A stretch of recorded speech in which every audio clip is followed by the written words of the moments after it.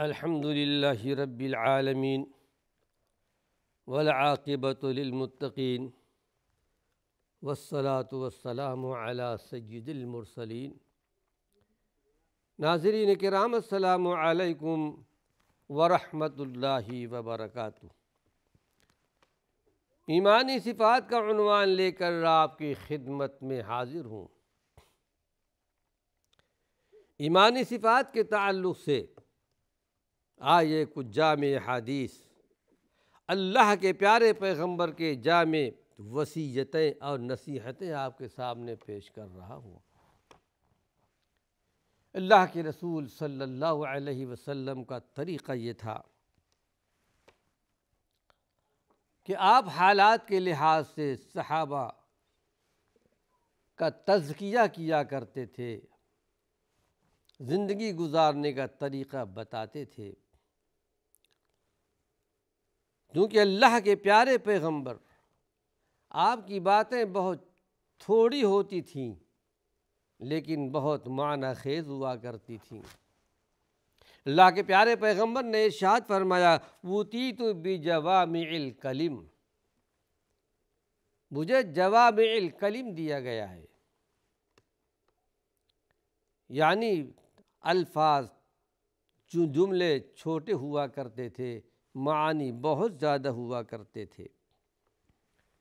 تو اللہ کے پیارے پیغمبر محمد صلی اللہ علیہ وسلم کی وہ حدیث جس میں اپنے صحابہ کا تزکیہ کرتے تھے، نصیحت بیان کرتے تھے، اچھے اعمال کے، اچھے اخلاق کی ترغیب دیا کرتے تھے، اور پھر اس کے ساتھ ساتھ جو برائیاں ہوتی تھیں اس برائیوں کی قباحت اب اللہ کے پیارے پیغمبر بیان کرتے تھے۔ آئیے اس سلسلے میں ایک حدیث آپ کے سامنے پیش کر رہا ہوں۔ بڑی پیاری حدیث ہے، آپ کے پیارے کلمات ہیں، آپ کے زبان کے نکلے ہوئے موتی ہیں۔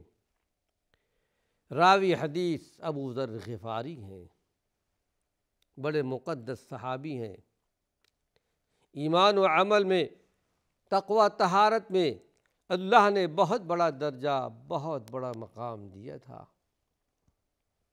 یہ مکۃ المکرمہ آ کر اسلام لائے تھے، مسلمان ہوئے تھے، قبیلہ غفار کے آدمی تھے۔ اس وقت مکۃ المکرمہ کے اندر اللہ کے پیارے پیغمبر کی شدت سے مخالفت ہو رہی تھی، آپ کا نام لینا مکے میں دشوار تھا۔ مکۃ المکرمہ آئے، کسی سے پوچھ نہیں سکتے تھے، خود بیان کرتے کہ ایک مہینے تک میں نے حرم میں گزارا، کوئی جانتا پہچانتا نہیں تھا، اگر صبح زمزم پی لیا کرتا شام تک سیراب رہتا، شام کو زمزم پی لیتا تو صبح تک سیراب رہتا۔ زمزم کے پانی میں اللہ نے غذائیت رکھی ہے۔ ایک مہینے کے بعد اللہ کے پیارے پیغمبر سے ملاقات ہوئی، آپ پر ایمان لے آئے، بڑی دینی خدمات ہیں آپ کی۔ اکثر اللہ کے پیارے پیغمبر سے سوالات کیا کرتے تھے اور آپ جواب دیا کرتے تھے۔ انتقال کا زمانہ قریب تھا، مدینہ منورہ کے قریب ایک مقام ربضہ پر جا کر رہنے لگ گئے تھے، آبادی کچھ بھی نہیں تھی، وہیں پر انتقال کا زمانہ آ گیا۔ آپ کی بیوی صاحبہ آپ کے ساتھ تھی، پریشان تھی کہ ابو ذر کا انتقال ہو گیا، اس تنہا اکیلے میں تجہیز تکفین کس طرح کروں گی؟ ابو ذر غفاری رضی اللہ عنہ نے اپنی بیوی صاحبہ سے کہا، پریشان نہ ہو،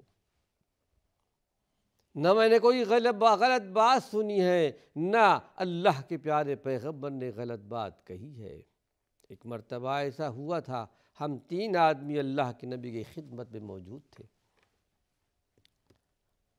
تو اللہ کے پیارے پیغمبر نے ایک پیشین گوئی فرمائی تھی کہ تم میں سے 2 آدمی کا انتقال آبادی کے اندر ہوگا، شہر میں، گاؤں میں، کہیں بھی، لیکن ایک آدمی کا انتقال تم میں سے جنگل میں ہوگا، بیابان میں ہوگا، غیر آبادی میں، اور ایک مسلمانوں کی جماعت آ کر ان کے تدفین اور تجہیز کا سامان کرے گی۔ ابو ذر غفاری کہتے ہیں اپنی بیوی سے، میرے دونوں ساتھیوں کا انتقال شہر میں ہوا ہے، مدینے میں ہوا ہے، فلاں مقام پر ہوا ہے، میں تیسرا باقی رہ گیا ہوں۔ پریشان نہ ہو، میرے انتقال کے بعد یقین ایک جماعت آئے گی اور تدفین کا سامان کرے گی۔ انتقال ہو گیا اور حقیقت میں ایک جماعت آئی جس میں بڑے بڑے صحابہ موجود تھے اور تدفین کا سامان کیا۔ یہ ابو ذر غفاری ہیں۔ ابو ذر غفاری کہتے ہیں قال لی رسول اللہ صلی اللہ علیہ وسلم، کہتے ہیں کہ اللہ کے نبی نے مجھ سے ارشاد فرمایا، بڑی پیاری حدیث ہے، ہمیں یاد رکھنی چاہیے، اتق اللہ حیثما کنت۔ یہ نصیحت اللہ کے پیارے پیغمبر نے ابو ذر غفاری سے کی ہے۔ اے ابو ذر غفاری، تم جہاں کہیں بھی رہنا، اللہ سے ڈرتے رہنا، اللہ کا خوف رکھنا، حلال اور حرام کا تمیز رکھنا، اسلامی قوانین کا خیال رکھنا۔ اللہ کے پیارے پیغمبر کی یہ نصیحت، یہ پیاری نصیحت صرف ابو ذر غفاری کے لیے نہیں تھی، یہ نصیحت ہمارے اور آپ کے لیے بھی ہے، پوری کائنات انسانیت کے لیے ہے، قیامت تک کے لیے، ہر فرد بشر کے لیے، ہر زمانے کے لیے، مردوں کے لیے بھی، عورتوں کے لیے بھی۔ اتق اللہ حیثما کنت، تم جہاں کہیں بھی رہو اللہ سے ڈرتے رہو۔ اللہ رب العالمین نے اپنے پیارے پیغمبر کو حکم دیا تھا، یا ایھا النبی اتق اللہ، اے ہمارے نبی اللہ سے ڈرتے رہیے۔ کیا دنیا کا کوئی مسلمان کہہ سکتا ہے کہ اللہ کے پیارے پیغمبر اللہ سے ڈرتے نہیں تھے؟ پھر بھی اللہ نے تاکید کی، اے ہمارے پیغمبر اللہ سے ڈرتے رہیے۔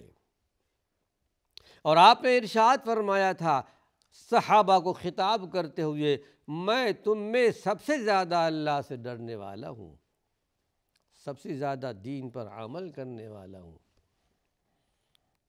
اللہ رب العالمین نے 5 وقت کی نمازیں فرض کی ہیں، لیکن آپ اور نمازیں پڑھا کرتے تھے۔ 5 وقتوں کے علاوہ تہجد کی نماز پڑھا کرتے تھے، اشراق کی نماز پڑھا کرتے تھے، چاشت کی نماز پڑھا کرتے تھے، 8 وقت کی نمازیں پڑھا کرتے تھے، جو فرضوں کے علاوہ نوافل ہے، اور بڑی لمبی لمبی نمازیں آپ کی ہوا کرتی تھیں۔ کیا چیز تھی؟ تقوی، پرہیزگاری، اللہ کا ڈر۔ اور آپ نے ارشاد فرمایا، میں تم سب سے زیادہ اللہ سے ڈرنے والا ہوں۔ ایک مرتبہ حضرت عائشہ صدیقہ کہتی ہیں، چھوٹا سا کمرہ تھا، نیند جب میری بیدار ہوئی، دیکھا کہ اللہ کے پیارے پیغمبر بستر پر نہیں ہے۔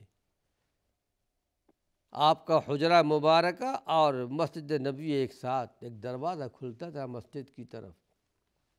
میں آپ کو تلاش کرنے کے لیے نکلی، اندھیرا تھا اس زمانے میں، روشنی نہیں تھی مسجد کے اندر۔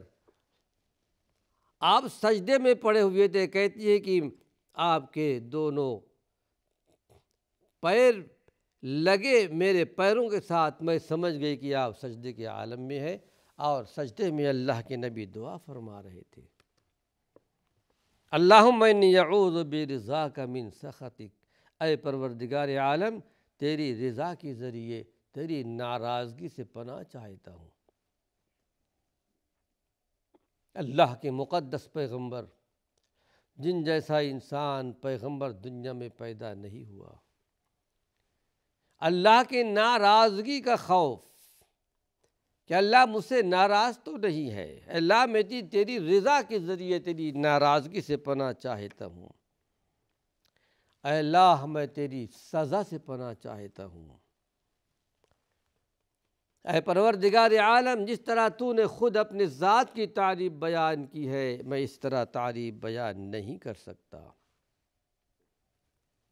پھر یہ کہ اللہ کے پیارے پیغمبر نے ارشاد فرمایا، ایک مرتبہ ایک صحابیہ تھیں، بوڑھی خاتون تھی، کوئی ایسا مسئلہ تھا تو آپ نے فرمایا واللہ لا ادری وان رسول اللہ ما یفعل بی ولا بکم، بڑی بھی قسم ہے وحدہ لا شریک لہ کی کہ میں نہیں جانتا اللہ کا رسول ہونے کے باوجود بھی کل حشر کے میدان میں، قیامت کے میدان میں میرے ساتھ تمہارے ساتھ کیا پیش ہونے والا ہے۔ اللہ کے پیارے پیغمبر نے تو یہاں تک کہہ دیا تھا کہ کوئی آدمی بغیر اللہ کے رحم و کرم کی جنت میں نہیں جا سکتا۔ عمل کرنے کا حکم دیا گیا ہے، اسلام کی پابندی کرنی ہے، لیکن جنت میں اللہ کی رحمت کے بغیر کوئی جا نہیں سکتا۔ صحابہ نے سوال کر لیا تھا، اے اللہ کے نبی صلی اللہ علیہ وسلم، کیا آپ بھی اللہ کی رحمت کے بغیر جنت میں نہیں جا سکتے؟ آپ نے ارشاد فرمایا کہ ولا انا، میں بھی، جب تک اللہ رب العالمین مجھے اپنی رحمت سے ڈھانپ نہیں لے گا میں جنت میں نہیں جا سکتا۔ جبکہ آپ کو بشارت سنائی گئی تھی کہ آپ نے ارشاد فرمایا کہ جنت کا دروازہ سب سے پہلے میں کھڑا ہوں گا، جنت کا دروازہ سب سے پہلے میرے لیے کھلے گا۔ یہ مقام درجہ اللہ رب العالمین نے آپ کو دیا، لیکن پھر بھی اللہ کا ڈر تھا، اللہ کا خوف تھا۔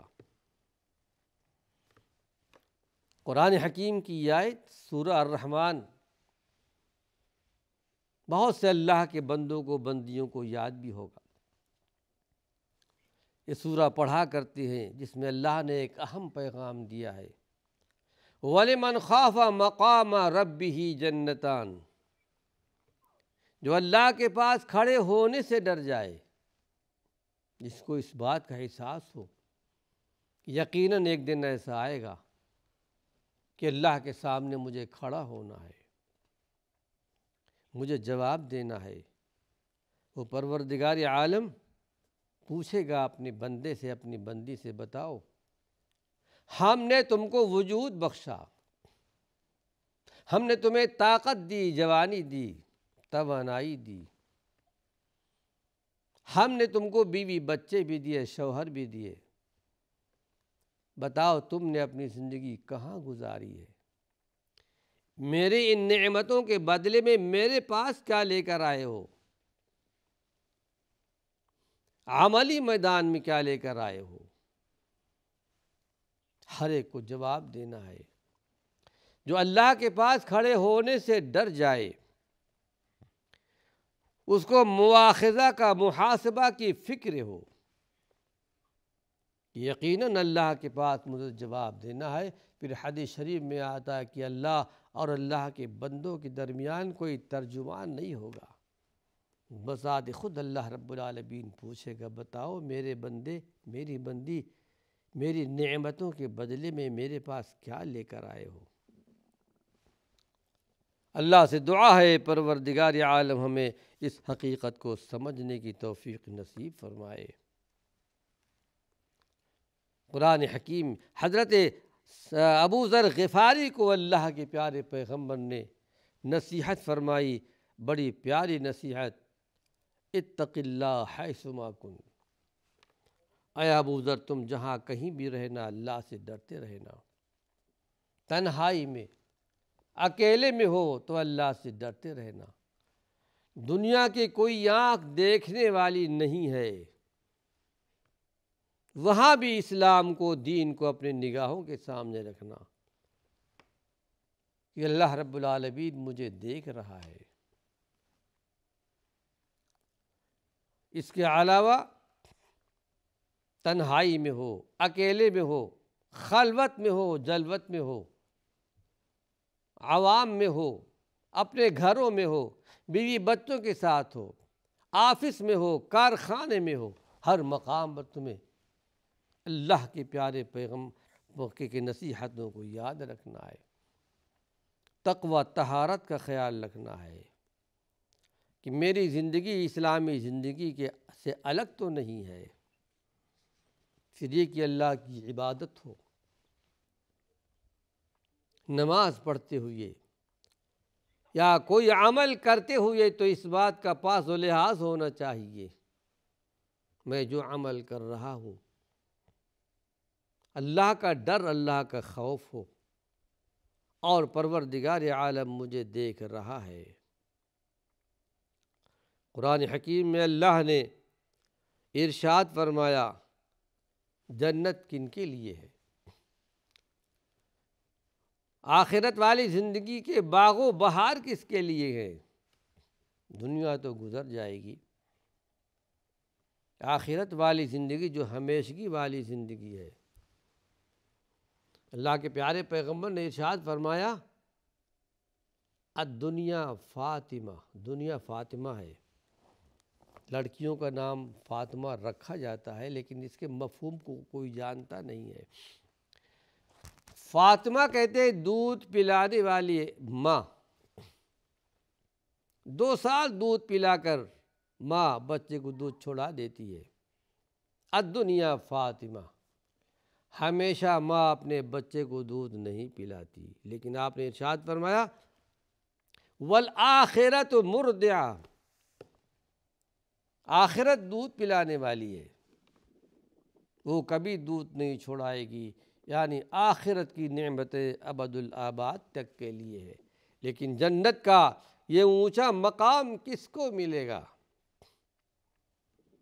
بہت ساری نیکیاں ہیں، ان الابرار لفی نعیم، ان الابرار لفی نعیم، یعنی نیک لوگوں کی زندگی نعمتوں والی زندگی ہوگی۔ قرآن حکیم کے ایک آیت آپ کے سامنے پیش کر رہا ہوں وَأَمَّا مَنْ خَافَ مَقَامَ رَبِّهِ وَنَهَى النَّفْسَ عَنِ الْهَوَىٰ، جو اللہ کے پاس کھڑے ہونے سے ڈر جائے، محاسبے کا خیال رکھے اور اپنے نفس کو نفسانی خواہشات سے بچائے، تو حقیقت میں ایسوں کے لیے اللہ نے جنت تیار کر رکھی ہے۔ رب ذوالجلال ہم کو اور آپ کو اس میں شمار فرمائے۔ وآخر دعوانا ان الحمد للہ رب العالمین۔